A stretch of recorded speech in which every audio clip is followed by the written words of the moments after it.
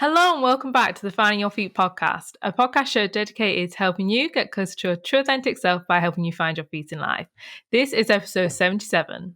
Welcome back to the show, guys. And today we've got a very, very special guest on, Mo Gawdat.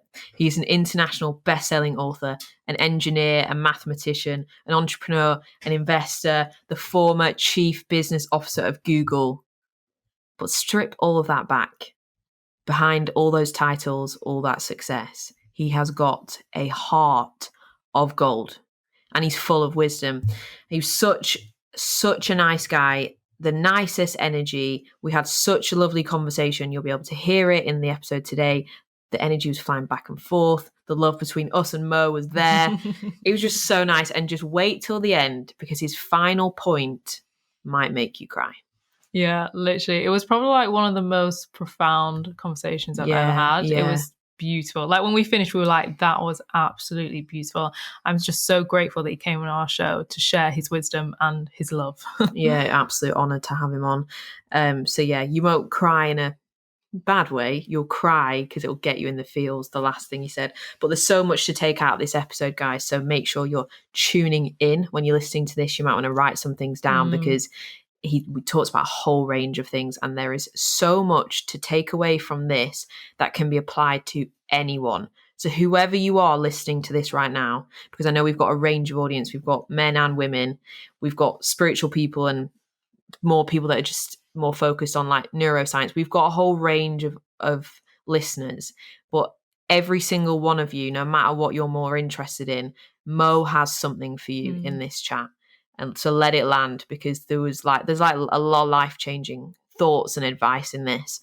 So I really want you to all take it in and really hear it, because I think it can really, really help some of you. Yeah, I think I'd definitely just come back to the episode because I honestly feel like everyone in the world could benefit from this episode. Like, just he covers so many amazing things, and I probably think we'll come back on the show as well because he touched on so many things, but we just didn't have enough time to actually go into how many amazing topics. He knows so much about so many things. Yeah, he's we very clever. Time. Very, we could have been there for hours. Yeah, it would have been a long, long podcast.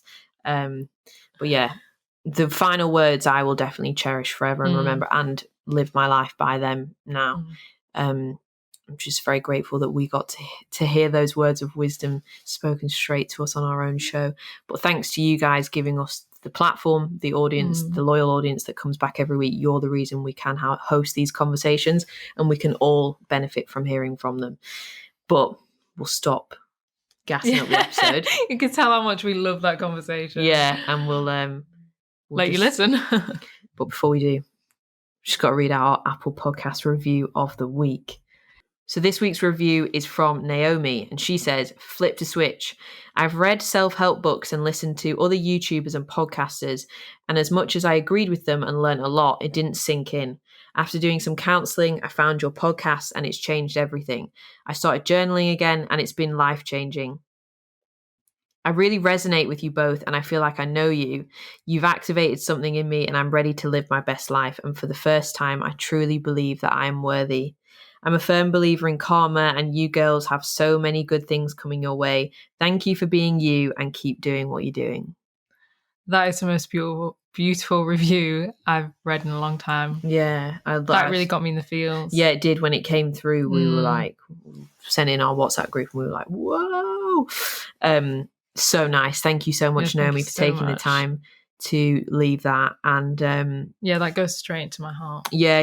Stays there. Very, very, very special. Thank you. And hopefully, the karma will come round. Yeah. And that we do have, well, I say we've got good things coming our way. Life's always good to us, but that's just really lovely. And thank you for your nice wishes. And we will keep doing what we're doing. Keep spreading the message. But if you guys want to be featured in a review of the week next week, all you need to do is leave us a review on Apple Podcasts, and we will read yours out at the beginning of the show next week. But before we do get into this incredible episode, we just have a quick word from our sponsor, who are BetterHelp. That's help, HELP, and their mission is to help you start living a happier life from today. So BetterHelp is a professional, secure online counselling service who will set you up with a therapist in under 48 hours. So whatever you're struggling with at the minute with your mental health, if it's depression, anxiety, OCD, grief, PTSD, or you just feel blocked, you just feel low and you just can't figure anything out, Therapy is the perfect place to go to start clearing through that. And BetterHelp have a huge range of therapists with all different kinds of expertise, super high qualified. So no matter what it is that you're struggling with at the minute, there is somebody on that platform that is perfect to help you. So all you need to do is go onto their website and fill out a questionnaire, and they'll get a picture about who you are and what your needs, and then they can match you with the perfect therapist. And even if it turns out that you don't actually like the therapist they match you up with, you can change for free as many times as you like until you find the perfect one for you. Yeah, and as Grace said, they are worldwide and they have really incredible reviews. So you can go and check out the reviews at betterhelp.com/reviews. And the best thing about it is from the comfort of your own home. You don't have to go to no awkward waiting rooms to get yourself out of your comfort zone. You can set a weekly video or phone call sessions or even messages if you do want to just lead up and build your confidence a little bit with your therapist. And as Grace said, you can switch therapists for free until you're happy. So if you aren't comfortable or you're not just vibing with your therapist, you can change until you're happy. Yeah, so you can just talk to them on an app on your phone or on your computer. You don't even need to leave your bedroom to access it. You can literally just relax at home and get the professional support you need from a licensed counsellor. And as well as all that fabulous stuff, they are also significantly more affordable than traditional offline counselling. So they are also giving our listeners an extra 10% off your first month of therapy with BetterHelp. So if you want to access this discount, all you need to do is go to betterhelp.com/finding your feet. That's betterhelp.com/find your feet. We've left the link in the show notes. Just click through there, fill out the questionnaire, and you will be seen by a therapist in 2 days. But there's no shame in therapy. It's like getting a personal trainer for the mind. You are so worth investing in the support if you need it. If you've been struggling, having a hard time, or the thing with therapy as well, you don't even need the wheels to have fallen off to go.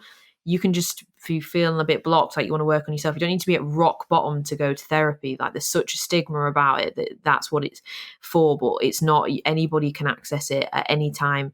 And it's such a great tool to just develop and improve how you feel and work on your inner world, and your outer world transforms. But me and Abby are big advocates for therapy. We both do it ourselves, and it's been a game changer. And yeah, we don't wait until rock bottom to go and access that. But yeah, if you want to know anything else about BetterHelp or therapy in general, come and chat to us on Instagram at Find Your Feet Podcast, and we're happy to answer any of your questions. If you're nervous or you're not sure, you want a little bit of advice. But if you're ready to take the next step, then just head to the link in the show notes to get your 10% off your first month of therapy with BetterHelp. Yes, therapy is definitely an investment you will never regret. But that is all for now, and let's get into the episode.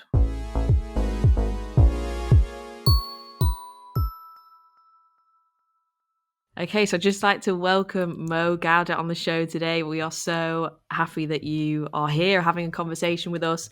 We really, really admire your work, your book, your podcast, and just your philosophy on life. So it's an honor for us to have you here. And we're really excited to have a chat with you today. I'm delighted to be here. I'm sorry it took us a bit of time to arrange, but as you probably would believe, it's always the right time. So today feels just right. Yes, absolutely. So let's jump in with the classic question. But obviously, you've written your book, you now do your podcast, and you have this very interesting, unique story that's led you to have this view on happiness. So how did your journey start? How did it all unfold to lead you to where you are now, where you are trying to make millions of people across the world happy? I actually, so people normally ask me that. I actually don't believe I have a unique story. I mean, I had a story that had a bit of success in it, a bit of depression, a bit of happiness, and a bit of loss, right? And I cannot think of any human being that will not go through all of them. Reality is we all get a taste of every one of them. My specific story is I did them at interesting times. So I was very, very, very, very successful, so much younger than I expected to be. At age 29, I had so much that I never dreamt of, really. An amazing woman in my life gave me two wonderful children. I had all the money you can dream of, and the cars and the villa and all of that crazy stuff. When I actually came from nothing, when I graduated university on my first job, which was considered a good job in Egypt. I was in IBM at the time, and IBM was the thing at the time. We couldn't make ends meet at the end of the month. We would have to visit our parents and, remember how much we love them, because that's where there was dinner. And, when you really think about from that to my late 20s, when I had everything, I turned miserable. And so, most men, they say, get their middle age crisis in their mid 40s, if you want. I got my middle age crisis at age 29, where basically I felt that I've achieved everything, and that none of it is actually what they promised me it will be at all. And so I became very unhappy. I didn't understand why I was doing what I was doing. I was working really hard, burnt out, and I had to find a way out of my misery, if you want. But then, to add insult to injury, if you want, my brain, which is reasonable when it comes to mathematics and logic and process and engineering and stuff like that, couldn't get a word. Like, literally, I couldn't understand the thing that I was reading about happiness. I couldn't understand a thing that was said in a video, because it was using a language that was a bit mystical, maybe a little too spiritual for my mood at the time. And I basically started to go into despair. The idea that I have all the money, I can throw it at, trips and cars and vacations and so on, and I'm still unhappy. It took me a while, but I think around 4 years into my search for that elusive thing that they call happiness, I found a trigger, okay, and something that spoke to my mind, really. And it's funny because I thought about it when I was listening to a Supertramp song. You don't know Supertramp, do you? No.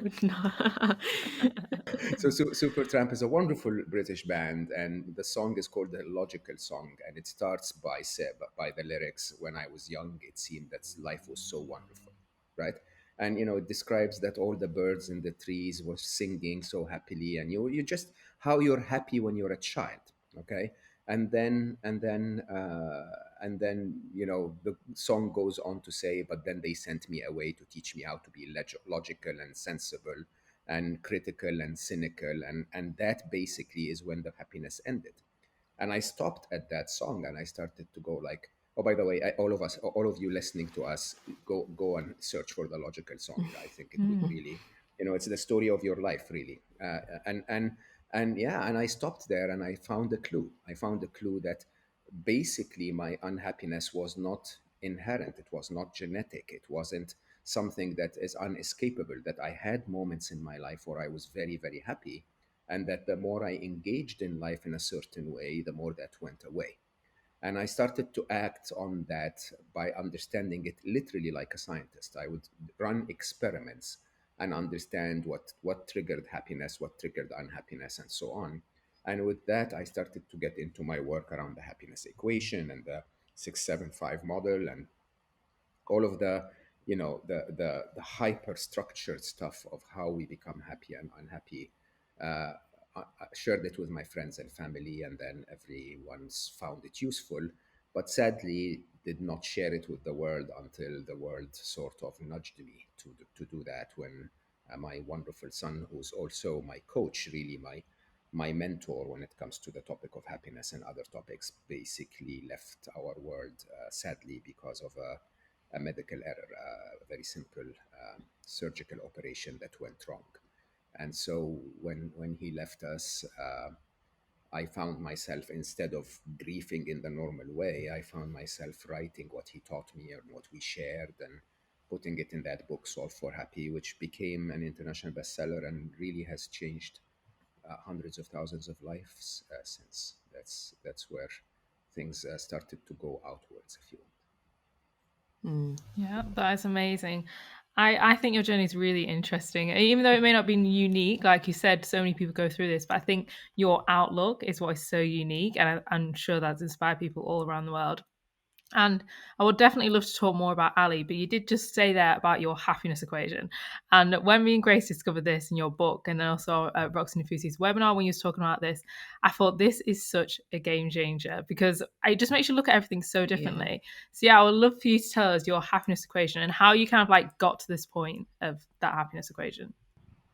Yeah, there is an equation for happiness. That was a game changer for me too. I mean, the reality is that uh, no event in itself has ever made you happy or unhappy. And if you actually really look, I mean, our listeners, if they really look at their life, rain sometimes makes you happy, sometimes makes you unhappy, right? If you want to water a plant, or if you want to annoy your ex by destroying his date with the next girlfriend or whatever, rain becomes wonderful. You love rain, right? You want rain on her wedding, sort of. But but the rain when you want to suntan annoys you. Okay, and the idea is there is not an event in specific. There is no inherent value of happiness or unhappiness in anything in life, really. And when you realize that, what I did is I started to try and find a pattern, like a scientist would, really. Took as many data points on the readings of what triggered my happiness, and realized there was only one pattern. And the pattern is not what the event was, but what the event was in comparison to how I wanted the event to be. Okay. And you can summarize that in a very simple equation, which basically says happiness is equal to or greater than the difference between the events of your life and and your expectations and hopes and wishes of how life should be, right? And you do that all the time, huh? So I'm told I have an interesting voice. I never understood that, by the way. I think I sound like a little girl, but anyway, it is true. I mean, I swear in my own ears I sound that way, but I'm told that I have a nice voice. And so when the podcast starts, people listening to this podcast will probably say, interesting, I can listen to this, it's nice, right? But then, if they look at the video, they realize I'm completely bald and light reflects on my head, and they go like, oh, no, no, hold on. That actually doesn't really work for us, right? Every event, literally up to 60,000 times a day, believe it or not, your brain is capable, through its processing power, of literally looking at every single minor change in your state in life and assessing it and saying, is this what I want, or isn't it what I want? Right? And if it is what you want, you feel happy. If it isn't, you get those negative emotions. Unhappiness, is not just being sad; it's also being fearful, anxious, panicking. If it could be shame, it could be regret, it could be. There are so many negative emotions. Each of those is what your brain uses to tell you, I don't like this. This is not how I want life to be, right? And when you get it that way, suddenly everything changes. I mean, suddenly you actually have a very accurate definition of what happiness is. You also have a very accurate definition of what fun is, which, by the way, is different than happiness. And you have an accurate definition of unhappiness. And once you get that, you get the accurate definition of what unhappiness is, everything becomes easy, because then you can solve the equation with accurate input and find happiness a lot more often. Yeah, I really liked in your book where you were like explaining the difference between like what happiness actually is versus like fun, and when you're kind of just escaping Yeah, your thoughts too. And I think yeah. that a lot of people do that, especially in this like the society we live in now. We've got like phones, Netflix, all these different things to stimulate us. We can go out, there's so many things that you can go and use now to run away from yourself. And I think, like with the pandemic last year where we had a lot of that taken away, I Hmm. think then people were left to sit with themselves, and they really kind of struggled. That's what people were finding hard. And then a lot of people I You're think have spot had on. big sort of emotional breakthroughs, and realized a lot of things over the last year of what actually is happiness, even just from that experience of last year. But yeah, I'd love to get your thoughts some more on that true happiness Yeah. versus fun and that sort of escapism. Yeah, it's paramount in importance, because the world markets fun to us as the thing to seek, right? And so there is a lot of confusion. You're constantly bombarded with stuff. And I remember vividly the first time I got a fancy car. It was a BMW 5 Series. I was 26 at the time. It was sort of a middle management type of car. I was like, man, that's amazing. I took it to service. I kid you not. Okay. I took it to service like 3, 4 days later. I bought it used from one of my friends. Perfect condition, 7,000 miles on it, right? 7,000 kilometers actually. Anyway, I took it to service. I put it in for an oil change. and I'm waiting outside for the car to be, complete, for the job to be completed, and drives by a 7 Series. And suddenly I'm looking at the 7 Series and going like, what's wrong with my life? Hold on. I just had the most beautiful car come into my life, but I'm still saying what's wrong with my life because another car that I don't own drove in. Now, because that's because we're always told that a fancy car is going to make you happier. So, a fancier car is supposed to make you even more happy. That a vacation is of a certain kind, or a girlfriend of a certain figure, or a party of a certain vibe. None of those make us happy. And the difference is very straightforward. Happiness is when events meet expectations. By the way, regardless of what the events are. Okay, so one of the easiest things for people to have gone through the second lockdown or the third lockdown is to say to themselves, it seems that this is going to last until spring. Okay, maybe even closer to summer, right? Knowing from what we saw last year that this was what happened. If you had told yourself this and expected that it was going to last until spring or summer and accepted that, your unhappiness would have gone away, right? And so let's put the definitions in place. Happiness is an event that meets your expectations, okay? Which basically means happiness is a feeling of calm and peacefulness, a contentment with life, if you want, okay? Doesn't matter what the event is. It matters, and your expectations could be high or low, doesn't matter. But the difference between them is what creates happiness. Fun, on the other hand, fun, including fun and pleasure and psychedelics and every, not psychedelics but drugs, if you want. Okay, all of that is basically an attempt to numb your brain long enough so that it stops to think about the happiness equation. Okay, and think about it, huh? You know that for 5 seconds that you wake up in the morning and you haven't started thinking about your troubles yet. Okay, and for those 5 seconds you're peaceful, you're contented, there is nothing wrong. Okay, then your brain kicks in and says, oh, he did this to me, right? Once your brain says that, everything goes wrong, right? By the way, he did this to you 5 seconds ago too. I mean, if he did it yesterday, it was true as well 5 seconds ago. But until you started thinking about it, you were not unhappy. When you start to think about it, it makes you unhappy. And so what do? We distract ourselves. How do we distract ourselves? With something that I normally term that state of escape. Escape is to engage your body in physical movements or pleasures that occupy your brain long enough so that you stop solving your happiness equation. When you stop solving your happiness equation, you're happy because nothing is bothering you. Happiness actually is the absence of unhappiness. If there's nothing to make you unhappy, your natural state is happy, right? And so what do? We go to we go to a party and jump up and down and shake a little bit and have a couple of drinks, and your brain doesn't have time to think about your annoying boyfriend, Yeah. right? And when that is the case, right, you think that you're happy because there is no happiness equation nagging in your brain saying something's wrong, something's wrong, something's wrong, right? You go back home, you go to sleep, you wake up in the morning, he's still annoying, and you have a hangover on top of that, and so you're unhappy again. You run to the gym, or you're on the treadmill, your brain goes like, I want to survive, I don't want to die, so I'm going to focus on this thing. It doesn't think about the happiness equation. You hit the showers, you're unhappy again, right? And so, by the way, as I always say, there is nothing wrong with fun. Nothing, Yeah. absolutely nothing wrong with fun. It's wrong when you use it wrong. Okay, it's wrong when you use it as a painkiller, because as a Yeah. painkiller, you haven't solved the real issue. Okay, so the real issue could be will still remain and will still keep popping up. Huh? If your boyfriend or girlfriend is annoying and you haven't addressed the issue, dancing for 200 hours is not going to take it away, right? And by the way, unhappiness and crying for 200 hours is not going to take it away either. Hmm?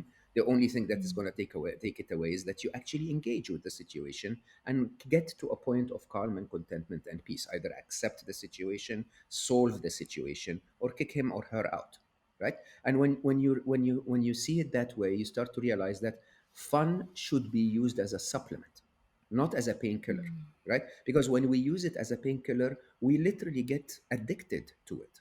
Okay, in an interesting way, You go from a party to a wilder party because the normal party doesn't shut your brain down anymore, right? You go from the treadmill and you jump out of an aeroplane because extreme sports is the only way for your brain to shut up, right?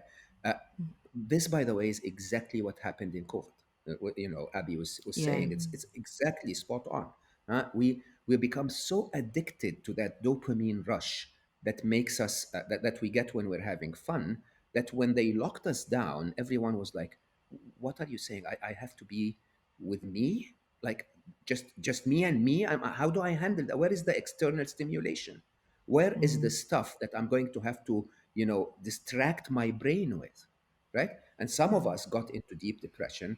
Others were like, okay, let me actually reflect and see what life is about. Because now I'm locked down with me, I might as well listen to me. Yeah.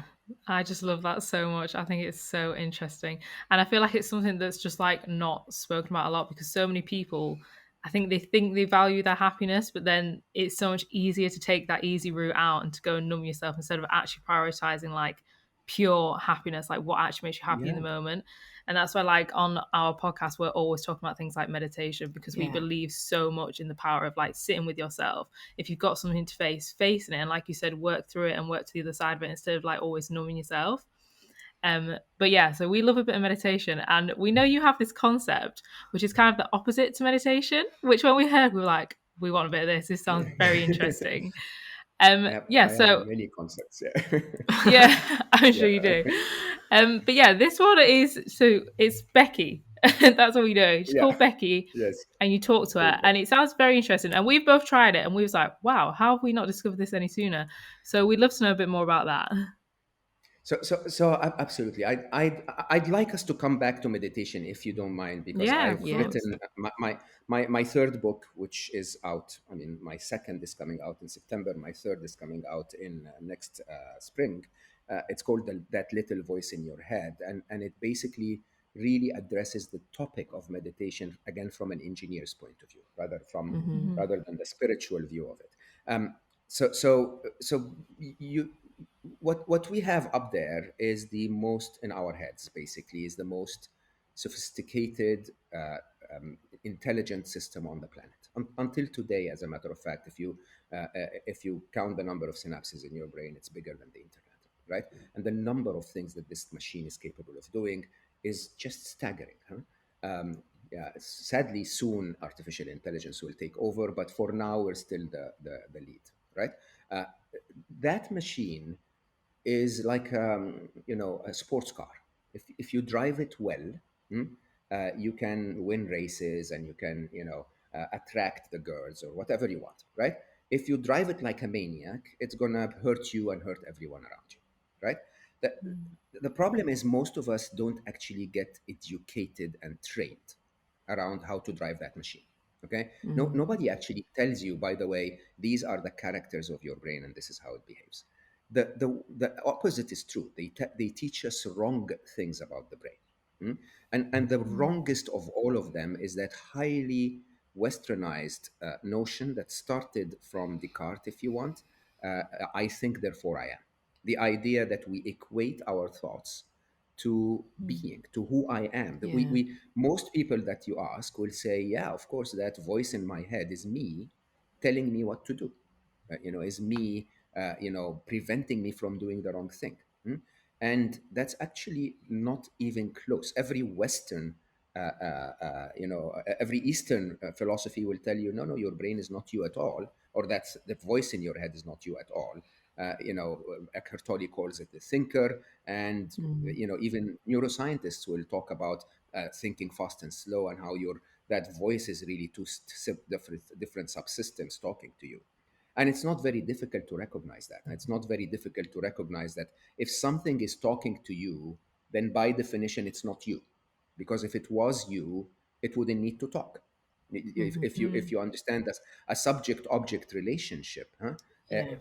I need to talk to you, ladies, because you're not me. If you were inside me, if you could figure out what I want and what I feel and what I want to express, I wouldn't need to open my mouth, right? I wouldn't need words to express it. And there is a ton of neuroscience behind that. The idea that it's called the internal dialogue. It's basically the concept that that voice in your head was, when you were a child, you started to narrate things. When mommy was teaching you how to speak, you would refer to a car and say, this is a car, and cat, and this is a cat, and so on. So if you remember, or if you look at a child in their early speaking age, they'll be pointing at everything and just saying its name, right? Until it becomes a little awkward, and then we internalize that dialogue. So instead of actually saying out loud that this is a microphone in front of me, my brain says microphone.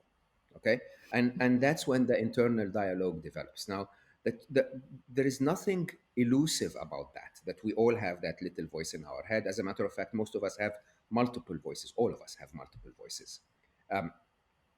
The elusive thing is, I think, therefore I am, that we think that this voice is me. And now, if you understand really what's going on is, I don't know, your heart pumps blood around your body. You never wake up every morning and say, I am the blood. You don't equate yourself to buy the biological product that your heart, is pumping. Okay. And yet your brain is pumping thoughts and concepts, and you start to say, no, I am those thoughts. I am the voice in my head telling me what to do. And that's absolutely ridiculous. Huh? If you're not the biological product of your heart, or of your kidney or intestines, if you don't mind me saying, right, then by definition, you're not the biological product of your brain. Hmm? And if you're not your thoughts, what do you do with that? Suddenly everything changes if you realize that. Because if you're not your thoughts, suddenly you no longer have to obey. You no longer have to believe what that brain is telling you. As a matter of fact, you no longer have to listen at all. You can tell your brain, is this a good time to talk to me? I mean, you're annoying me now. Can you please stop? I'm enjoying this conversation with Abby and Grace. Don't talk to me about, the investor deal that's coming in a couple of weeks. I don't care, right? And the idea here, so I started to treat my brain for what it is. I call it Becky. I call it a third party, right? A different person, because that truly is how it is. It's a different entity, a biological entity that is capable of explaining concepts, that's talking to me about what's going on so that I can make those decisions.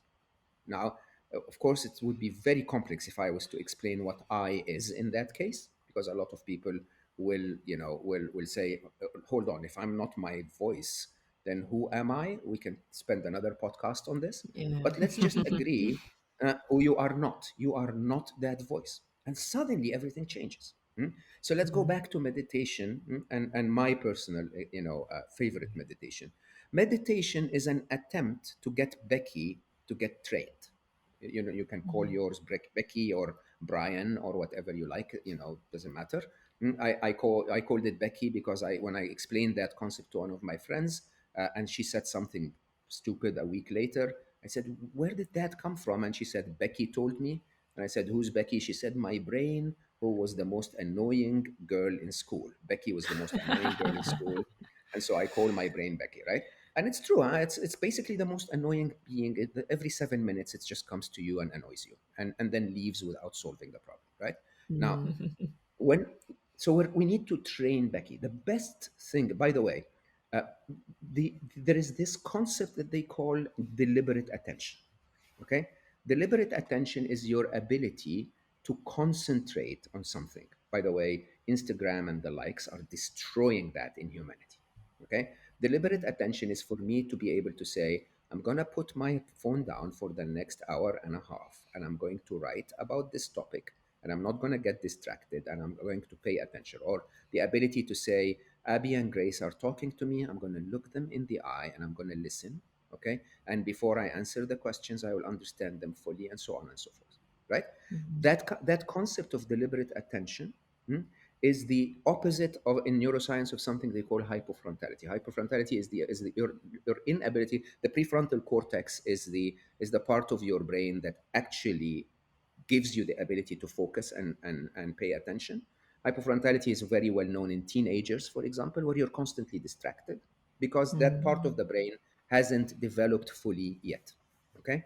When that is the case, believe it or not, most depression, substance abuse, addiction, All of those negative mental health issues, they're constantly correlated to lack of ability to pay deliberate attention.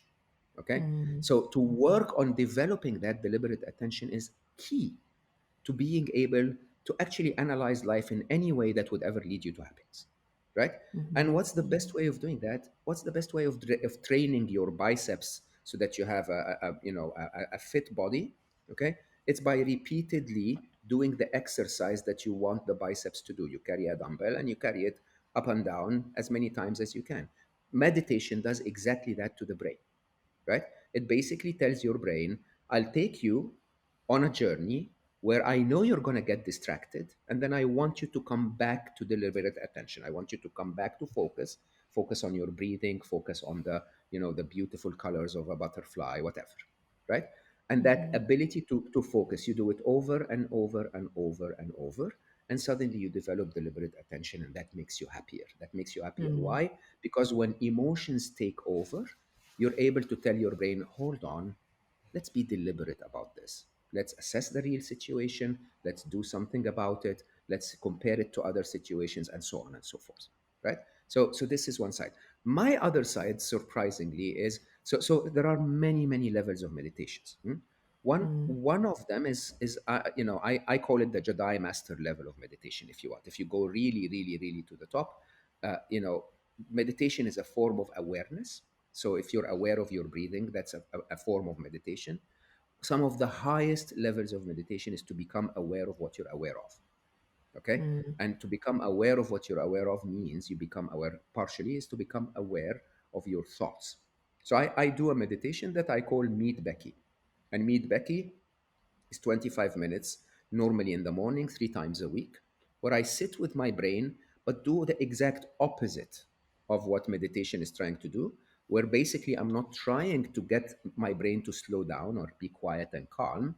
This is not the exercise. I'm not pulling the dumbbells up for my biceps. I'm doing the opposite. I'm allowing my brain to tell me whatever crap is in there, right? And I allow myself to take notes, but the only condition is that no thought is repeated twice. Of course, and the typical condition of meditation. So two conditions. The second would be, and no thought is clinged onto. So my brain would say, "Don't be late to Abby and Grace tonight for the recording," and I will say, "Sure, brain, Abby and Grace tonight."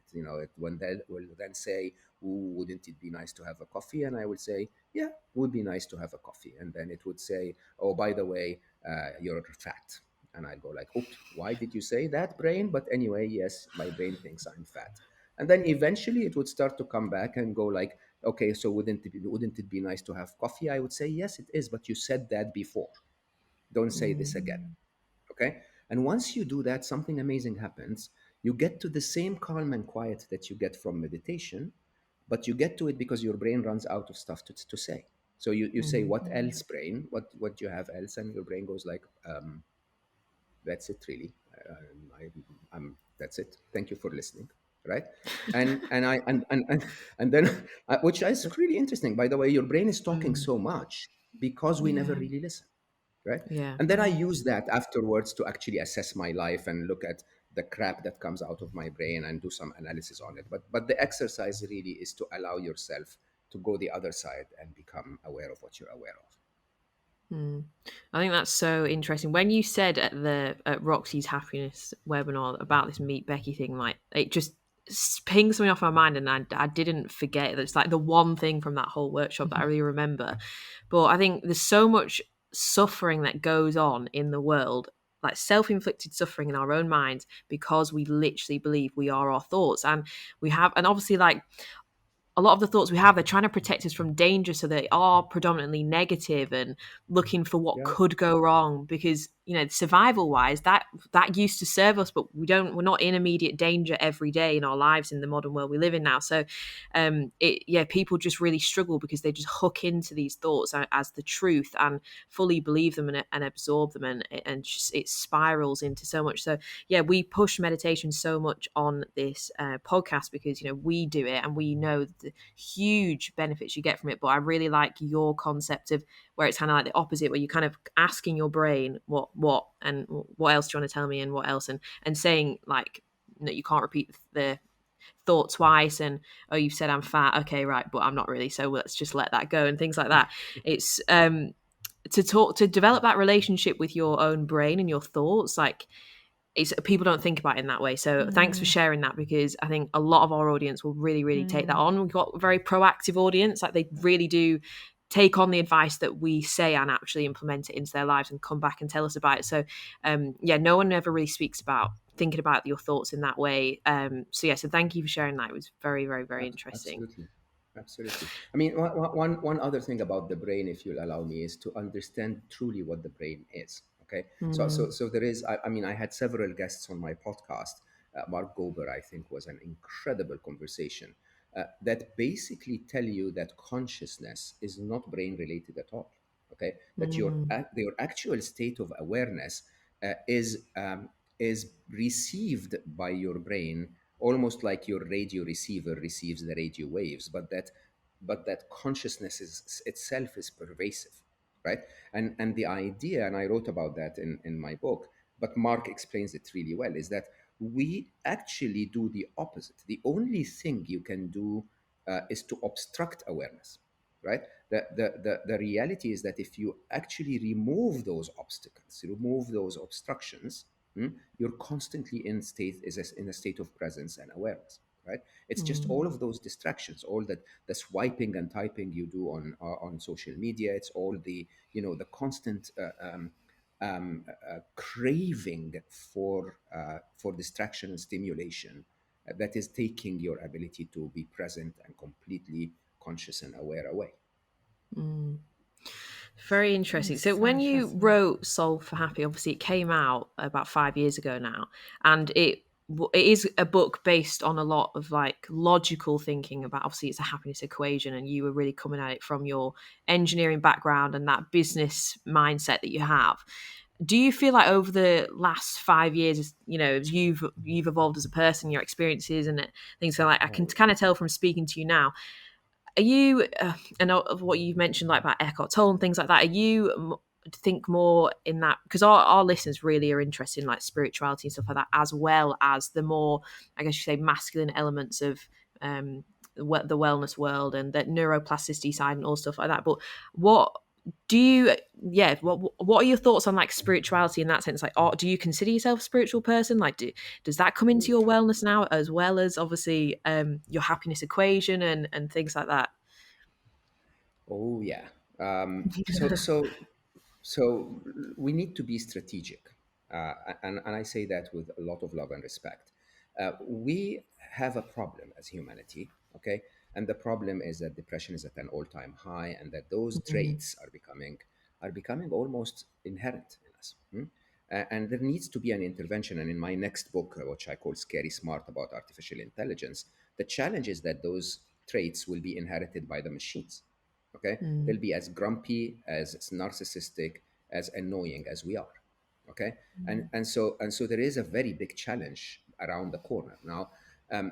I believe, however, that we're in a world where, sadly, like my own personal experience, not everyone understands the language of spirituality, because sadly we have been trained in school and at work and in all other places to become more hyper masculine, if you want, use our Yeah. logical and analytical brain. Now, I believe that spirituality, separated from religion, okay, is the science of the metaphysical. Okay, uh, because the scientific method, sadly, says starts with an observation. Okay, if you cannot observe something in the physical world, in physics, in biology, in chemistry, in all science, scientists will not work on it. Okay, they will refuse to work on it simply because it does not, to them, it does not exist. And that's wonderful, because that's how the scientific method developed all that we know today in terms of all quantum physics and the laser beams that resulted, and quantum computing and all of that stuff. Okay, now, however, there is a big part of life, that we know exists. We just cannot observe it with physical measurements. Okay? Mm-hmm. Love. I mean, if you haven't felt love, then you're missing out big time. But almost everyone feels love, but we can't measure love. There's Yeah. Mm. absolutely no way, right? So love exists, but it's not measurable, huh? Everyone has felt connected to another person at a point in time, even though they just have just met. Okay, Yeah. now there is something there. It's a little bit unscientific if you want, because you can't really observe it and prove it. Now, Mm-hmm. spirituality is the science, if you want, that's related to that. The challenge with spirituality is that it was given a lot of attention pre-scientific method, and so it used the mystical language that was the fad at the time. Okay, that language today doesn't is not valid at all.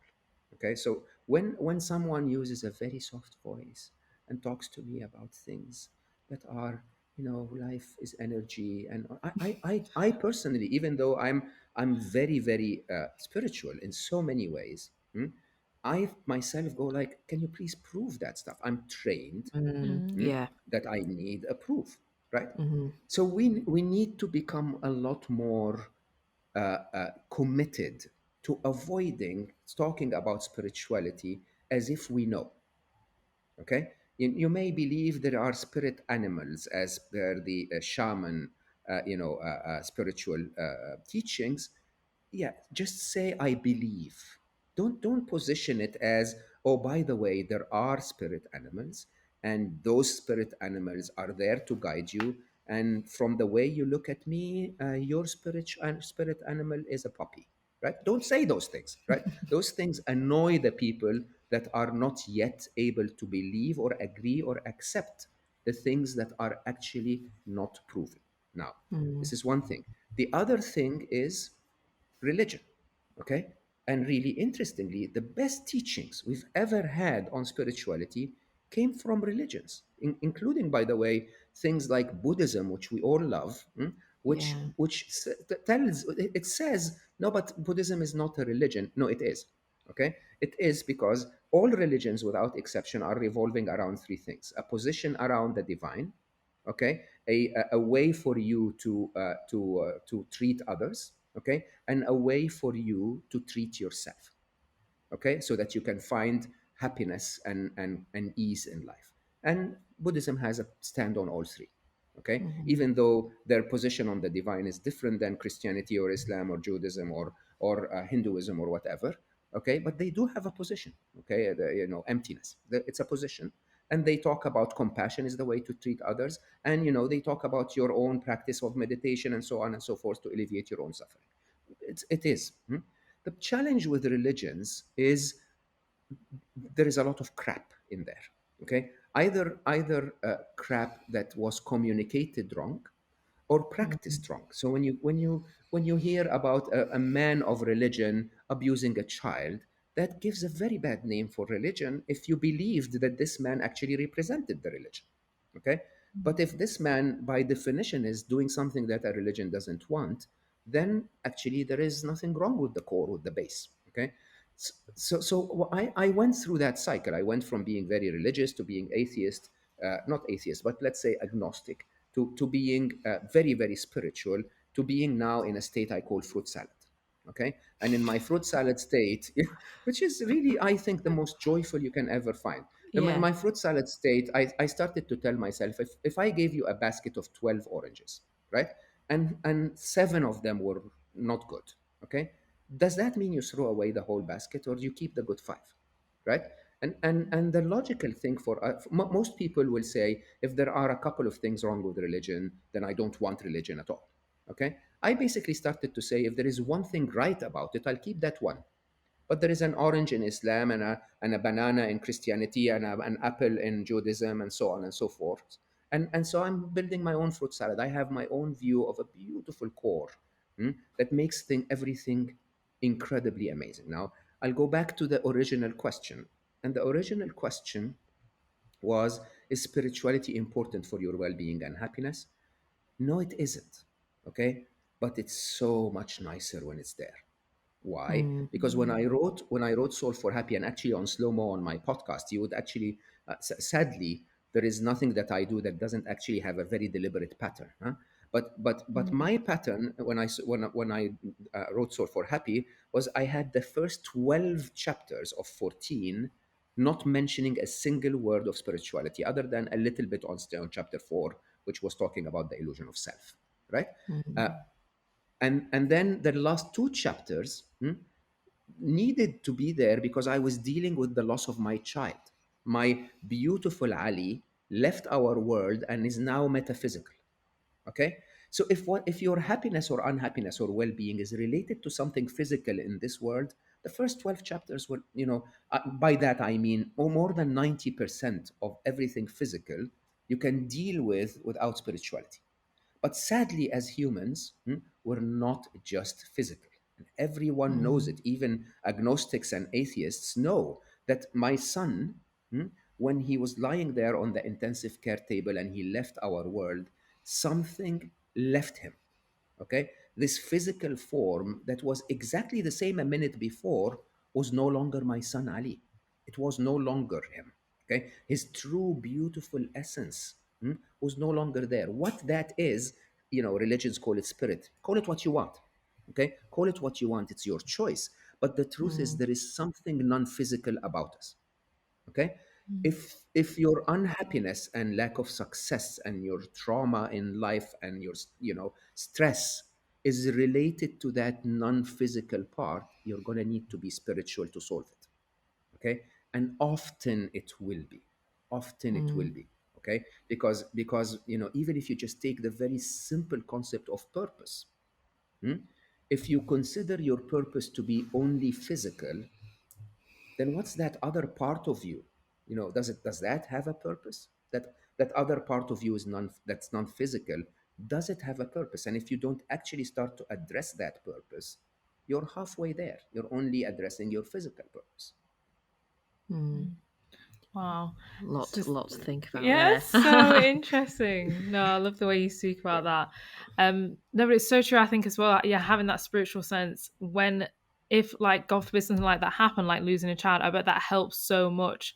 And that's what I do find really, really interesting about the way you speak about Ali and the loss of him, especially when you spoke at Roxy Nafusi's webinar. I just remember listening and I was like so touched and so moved by the way you spoke, because I just thought your outlook on it was just incredible. And I think the way you speak about it can help so many people.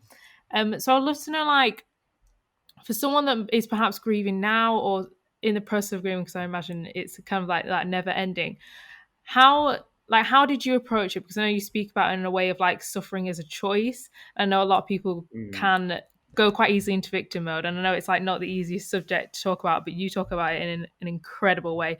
So I would really love to know a little bit more about Ali, firstly, because he sounds absolutely amazing, and yeah, your process of grieving the loss of him. That's a very, very, very, very multidimensional question. So I wanna start. I'll get to every part of it, but allow me to start from the right place. Okay, you never get tested unless you're almost close enough to pass the test. You have to understand that. But the tests that we get in life are almost always tougher than what we can handle. Let me try to explain. So you speak about Roxy, who's a very, very dear friend. Roxy's dilemma in life, if you want, was I don't know how to say it, but was the loss of herself, was her inability to actually express herself in the right way, being an Instagram influential and so on, and so influencer and so on. So when she was on my podcast, she spoke so openly and wonderfully about her own challenge of passing that bit and how difficult it was for her. Okay, if you're in grief, means that this is the part of you that you need to develop. Life or God, whichever one you wanna believe in, sort of pushes you to become a little better by giving you incrementally more difficult tests in life. Okay, most of the tests that I got in life when I was 29, okay, I promise you, when I look at them now, I laugh.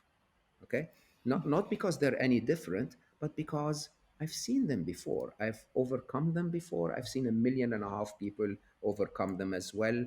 I realize they're not relevant sometimes, and so on and so forth, right? But every one of us goes through a test at a certain point in time, and it's the one test that you need. Grief itself hmm, has so many varieties. A breakup between two people who actually loved each other but couldn't make it work out is a process of grief. Okay, losing a job that you were excited about is a process of grief. That apartment you wanted to rent but someone paid £2 more and got it is a process of grief. Okay, and in all the process of grief, there are 5 stages, and the final stage is known as acceptance. Okay, and so if you can get to acceptance, life starts to work from there. Okay, and I'll tell you openly, by the way, whether you like it or not, you're going to accept. So the reality is, if someone took that apartment that you were so crazy about, you can hit your head against the door of that apartment 270 times a day for the next 270 days. It's still not going to be yours. Okay, and eventually you're going to go like, okay, I need to go to my apartment and sleep. This is how it is, right? And so to get to that stage of acceptance comes from two sides. One side is logic, okay, and the other is spirituality, right? And especially when it comes to something that is metaphysical, but in general, spirituality in general teaches us acceptance. It teaches us that life is easier when we don't attach, when we detach, when we try our best, but let go of the results. Now, let's start with the logic so that I don't lose listeners. Death is not what we think it is at all. Okay? Especially in Western societies where we sort of don't even want to talk about it. In Eastern societies, death is completely different. So if you go to Mexico, there is the Day of the Dead every year. They celebrate and party with their deceased ones. Okay? If you go to the Sufi cultures around the world, wherever they are, in many places in Turkey, and in Iran, in the Middle East, and so on and so forth, the Sufis will actually celebrate when their loved one dies. Okay, and if you ask a grieving mother, she will completely, wholeheartedly believe and tell you, "This is my son's wedding." Okay, this is the time when he leaves this difficult life to go to an easier life. Now, that spiritual belief, if is completely ingrained in you, it makes things a lot easier to handle death. Okay, but let's not talk about that, because as I said a few minutes ago, it's we lose people when we say this. Let's talk about the science. Okay, death is not the opposite of life. Okay, and if you look at quantum physics and the Big Bang theory, for example, combined, the Big Bang theory basically says there was a tiny little um, um, mass of matter, okay, that got so condensed that it exploded and created the universe, right?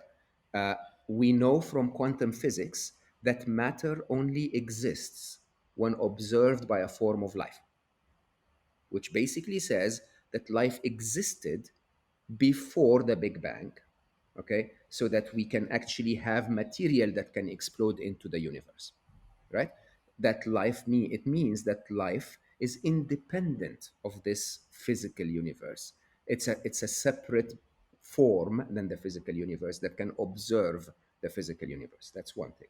If you take the theory of relativity and understand the relativity of time, you understand that your physical form is bound by time because it exists within the space-time continuum. But that by definition, the only way to perceive something is to be outside it. So the only way for us to have perceived planet Earth is to send a spaceship outside it and take a picture of it. Okay?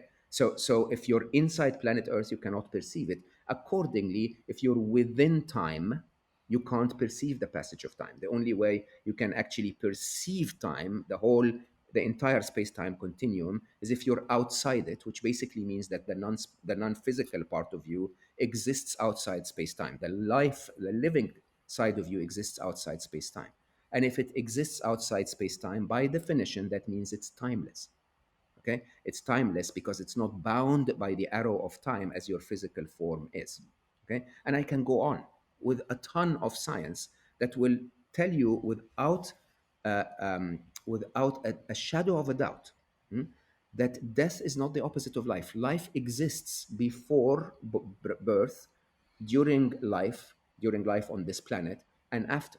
Okay, death is the opposite of birth, and life exists before, during, and after. You come to this world through a portal to this physical form, through a portal that's called birth.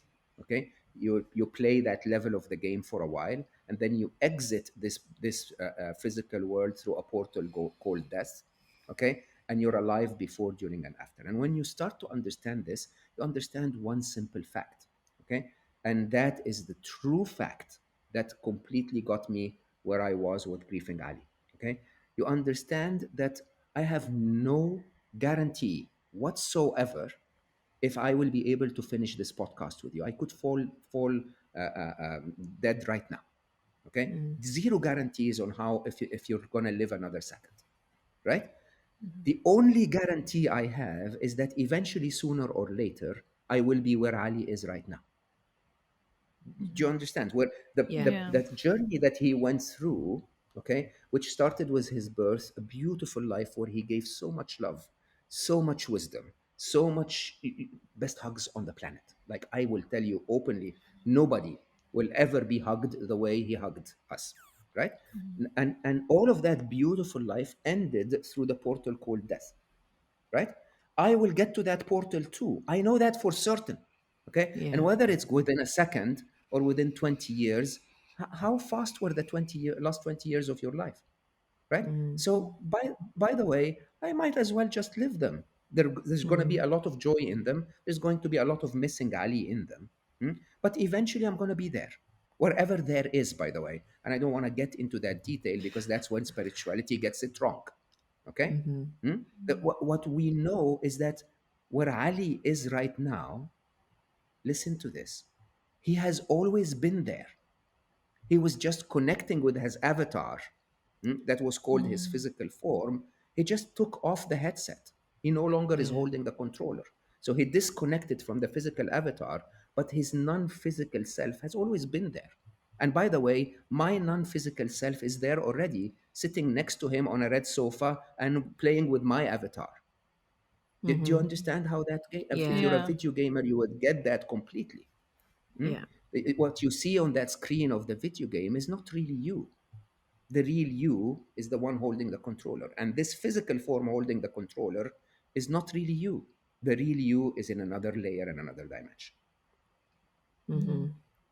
Wow. I feel like there's just so your mind, your brain is huge. There's so much. Thank you. Yeah, just the way that you like see things so differently and obviously think so deeply, combining that science side and that spiritual side, it's fascinating because not that many people can articulate things in that way. And yeah, and like what you're saying about like the fruit salad and all this, all of that, and like Wow. picking what you want to take from each religion, bits of spirituality that works for you, is such a good way to look at it, because I think so many people just get shut off from that because they're like, well, I don't. Missing out on, yeah, missing out Yeah, on gold. On gold. yeah, I mean, yeah, there yeah, is yeah, so much gold absolutely. in religion. Yeah, there is a ton of crap, but there is so much gold in religion. Yeah, It really is a very interesting topic to study. yeah, yeah. No, and I think that, so like where there is so many people in this world struggling with their mental health, like you're saying, it's not essential for you to become spiritual to be happy, but it does bring a lot of greatness to your life if you do open yourself up and embrace it. And Yeah. just hearing someone like you, who, you know, you're a best-selling author, you were really high up at Google, and just because you know what society's like they really value things like that, so then hearing it come from you, people take it in more and believe it more, rather than like Yeah. switching off. Like you said, you know, it's about how it's delivered to people. And what feedback we always get on our podcast is that we deliver that spiritual element in a non like bullshit, you know, kind of way where people feel like they can relate to it, because they feel like they can relate to us and think, oh, okay, so I can take that on. It doesn't mean I'm going to turn into some crazy hippie that people think is going to happen, and they switch off from, like you said, that bit of gold that you can have in your life if you embrace it. So yeah, I like how you You know what I find? You know what I find more, even more amazing, by the way. Because you mentioned, I was very senior at Google, and I write and I analyze, and I'm an engineer, and a mathematician, and all of that crap. But the truth is really, really, really, we know nothing at all. So that the barrier we have between us and spirituality, is they, oh no, I won't believe in that stuff because I can't prove it. Okay. I apologize. I apologize, but none of what you know you can prove, and all that you know, by definition, is a tiny fraction of what is out there to know. Okay, yeah. and if you take simple things like science, Newton comes with Newton laws in 1680, I think, right? And we believe them fully. We put a man on the moon using Newton's law, but then we realize, I think 1870 or something. Don't quote me on the dates.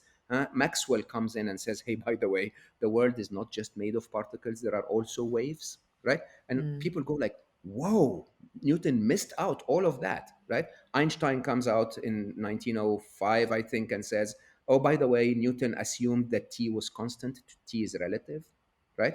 And then people come back, in the 60s and say, "Oh, by the way, I mean much earlier, but prove it completely," and say, "Oh, by the way, Einstein missed quantum physics completely, or at least a big part of it." And then, quantum physics itself goes away with M theory and string theory and so on. And yet we now, we stand at whichever point in those, okay, and on that timeline, we stand there and we say, we've figured it out. We know everything, right? And then 60 years later, we realize we knew nothing at all. Okay. So what makes you think that what we know now is everything? Maybe someone will invent a device tomorrow that will see the spirit, just like we invented a device that saw bacteria, right? Until we invented that device, we didn't think there was anything smaller than a pea. But that's it. Like is the small, or a grain of sand. That's the smallest thing that exists, right? And then someone goes like, hold on, look, I can see there is bigger, right? No, or there is smaller, or whatever. So the truth is, I would say it's a bit of arrogance, actually, if you think about it, that we reject what we don't understand. True humbleness is to say, there are so many things I don't get, but it's probable or possible that they exist. Yeah. Yeah. Keep your mind open. Yeah, no, I love that so much. Oh, but yeah, I feel like I could go on forever, but I think my head would probably explode with so much great information. But yeah, no, there's so many questions, but we would love to know, because obviously you are a happiness expert. It's something you studied for years and years before you even wrote your book. So a bit more like kind of off topic, but we would love to know, what is a day in the life of you? Like, what do you have, like non-negotiables? I know you say you talked to Becky. We would love to know, like, what are like some more practical tips that our listeners could implement. Should I be super? I want to be super honest. Be honest. Be honest. Love I honesty. am several people at the same time, sadly. So I am a CEO of a very prominent startup. I am a founder of my happiness app, which hopefully comes out in September, which is Oh, a wow. fantastic idea. You're probably going to love it. Co-founder with a very dear friend. It's called Appy. I record my podcast, which is now in the top 2% worldwide. Slow mo. I write, religiously, at least 2 hours every day, and then I do public speeches, and it's just busy. It really is Yeah. quite busy. Okay. Yeah. And I typically work 12-hour days most of the time. Weekends I probably work more, which makes you wonder if I'm happy at all. I'm the happiest person you know. And I'll tell you, hands down, that there are simple things, that can. So happiness, is about being able to work 12-hour days and saying, "Oh my God, I love it." Okay, it's about being able to stop, if you don't love it, immediately, and say, "Guys, that's it for me today. I'm not going to attend any more meetings. I'm not going to write anymore. I'm going to play Halo. Oh, by the way, a world champion level of Halo. For anyone listening, I can definitely kick your bum. But yeah, you see, that's my that's my gamer lingo right there. But you see, the idea is very straightforward. Huh? The idea is there are some practices that are um, irreplaceable. Okay, I meditate every single day. I have actually meditated non. I did not miss a day for the last 315 days. Okay, Wow. I yeah, and I measure, right. I Yeah. work out at least 7 of every 10 days. I don't do the crazy stuff that personal trainers tell us, and I don't do the soft stuff that. But I work out a proper workout that just gets me a little bit close to fatigue, but doesn't kill me, right? Yeah. And I actually, when I write, for example, I write 4 books at the same time most of the time because I don't want it to be a job. I want to whatever inspires me to be written that day. Uh, I have my morning is mine. I never leave home or go to work or attend meetings or whatever before 11 a.m. People will say, but you're senior and successful. If you, basically, I wake up at 7, 8, and the first couple of hours are completely mine, and then I get ready and leave. Hmm? Or get ready and engage if you want. Yeah. If you're not that senior, wake up at 5. Okay, and 5 means sleep at 9, 10 p.m. and you'll be fine, right? But basically, is the priority for me to stay up until midnight and binge watch Netflix, or is the priority for me to start my mornings with a very, very slow cup of coffee, okay, perfectly made with a lot of attention and a lot of love. My priority is to sit down and meditate, is to reflect, is to organize my day, is to not rush through anything, is to read, is to reflect, is to whatever. Okay, and that to me is a very important. This is the most important part of your day, is how you start your day. And then finally, I would say openly, I also work on long-term projects most of the time. So I always define one area of my life that I'm trying to improve, and I'm very patient with me. So I've been empowering my feminine side for the last 6.5 years, very patiently. Okay, doing much better, thankfully. And then the one thing I will tell you, which can trump all of it, is endless unconditional love. Okay, and if you manage to teach yourself that one trait, your life will flip upside down. Okay, there are two kinds of love in the world. There is what I call material love, or conditional love if you want, which is basically a statement that says I love you or I love this because. If there is a because, okay, then it's conditional. So I love her because she makes me happy. That's conditional. If she stops making you happy, you'll stop loving her. Okay, and there is I love this, period. Okay, and if you get to that stage where you love everything and everyone unconditionally and treat everything and everyone with that love, I promise you, I promise you, your life will flip upside down. That doesn't mean you don't disagree with people. It doesn't mean you don't take a stand. It doesn't mean that you don't get your rights. By the way, this is part of self love. Okay, but I do everything with love, not with greed, not with hate, not with vengeance, not with all of those negative emotions that we not with ego.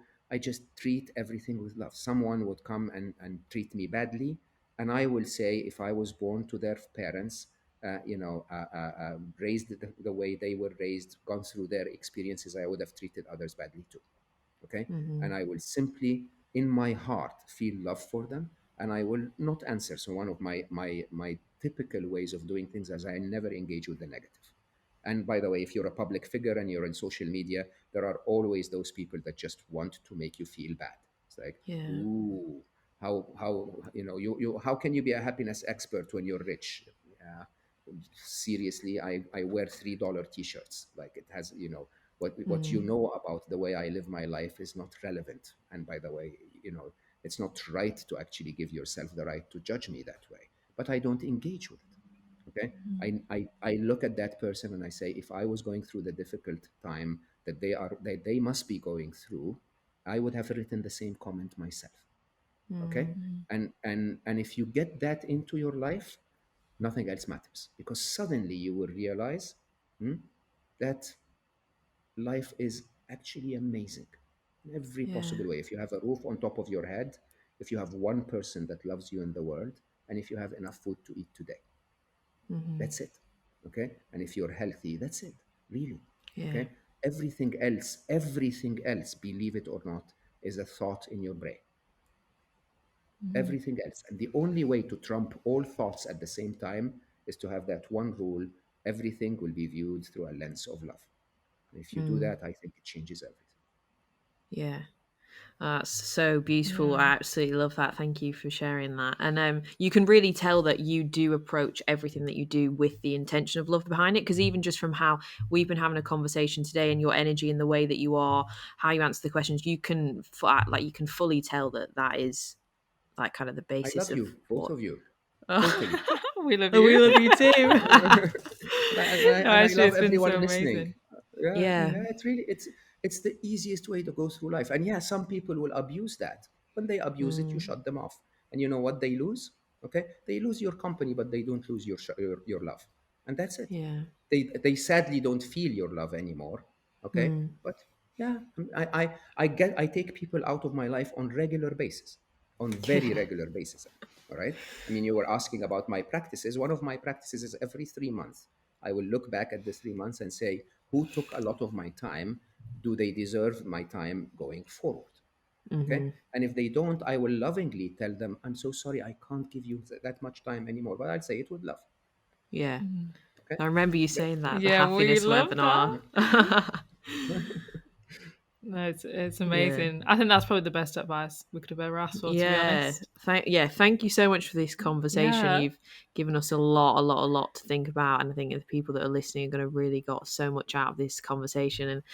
And so thank you for that, and just for everything that you do. But where can everybody find you? Obviously, you've got your podcast. I know you're on Instagram. You've got your book, and you sound like you've got a lot of things coming in the pipeline. So where can everyone find you, and what have you got coming up that people can get involved in?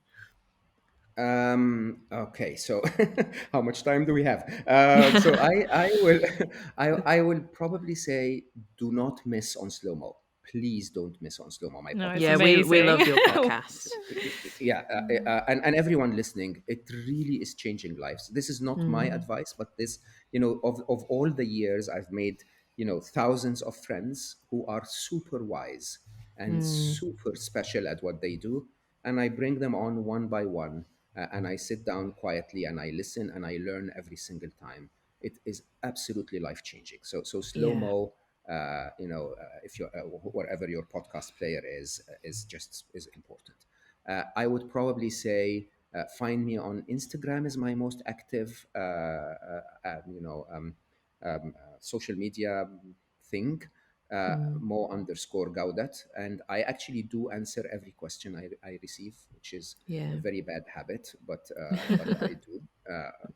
I mean, it may take me time, but I normally get to all of them, and if I don't, I really apologize. But I try. And then, yeah, books wise, Sword for Happy is out and still really doing well everywhere in the world.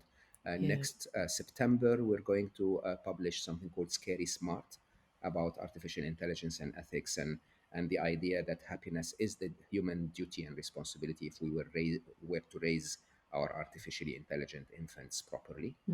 So that's probably going to be available for pre-order in a couple of months, by July or so. So Scary Smart, and yeah, that's it. Content-wise, I don't do too many, but I normally put out 4 or 5 very useful posts out on social media every week, Yeah. and that's it. Otherwise, go speak to Becky, and she will tell you the rest of it.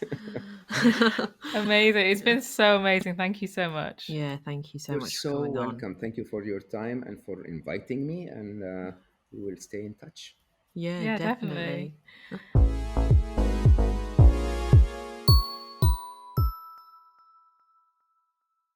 Wow, what an incredible conversation. I really, really hope you enjoyed that as much as we enjoyed recording it.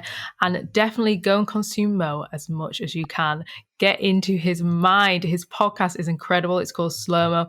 And also read his book. I really thoroughly enjoyed that book. There's just so many great tips in it. It's so thorough, but also really easy and really enjoyable to read. So definitely go and consume all you can. Yeah, if you've been feeling low recently and struggling to feel happy, like that book, Solve for Happy, has the happiness equation in it, and it's very easy to digest. That's the thing sometimes with like self-development, spirituality. You can feel a bit overwhelmed, like you're just like, well, where do I even start? Because there's so many things that I could do, but what do I do? What's going to work for me? And obviously it takes a while, trial and error, to figure out what works for you. But that equation, a happiness equation, you can take it away and implement it straight away and start to flip your mindset. So I really, really recommend that book if any of you guys have been feeling a bit low, or even if you haven't, it's just a good book to read. So yeah, we've left a link for where you can purchase it in the show notes, as well as the links to all of Mo's social media, his own podcasts, and everything else. So yes, go and get involved with Mo. Get into Mo's vortex because it's a good one to be in. And let me know as well if anybody else cried at the end, because when I listened back, I was like, my eyes were watering at that last point. Watering always makes me laugh when you say that. Why? Because I just think eyes watering means like you've got poked in the eye. Yeah, Mo poked me in the eye with his heart. with his unconditional love. But if you guys want to, you heard Mo, he's on a 300 and something day kill streak of meditation. That's pretty impressive. If you want to get into your own meditation habit, but you don't know where to go, where to turn to, we've got you covered. We have a range of meditations available for you to download straight to your phone from our website. They're all themed, so whatever you want to meditate on, manifestation, self-love, anxiety relief, whatever it is, we've got a meditation on the website.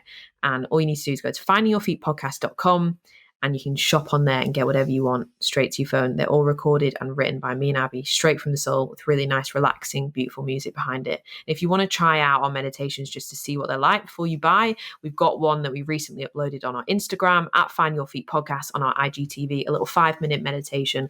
You can go on there and listen to that. If you like it, then you'll definitely like the ones on the website. Yeah, I love that little meditation that you posted on the Sunday. It's very, very relaxing. It's a little taster of our meditations. And if you do want to come and follow us on our Instagram and join in all the fun, we literally post every day and we're there on the stories every day. Our Instagram is findingyourfeetpodcast.com. Come and chat to us. Let us know what you thought of this episode. Or you can very kindly leave us an Apple Podcast review for your chance to be featured in Apple Podcast Review of the Week.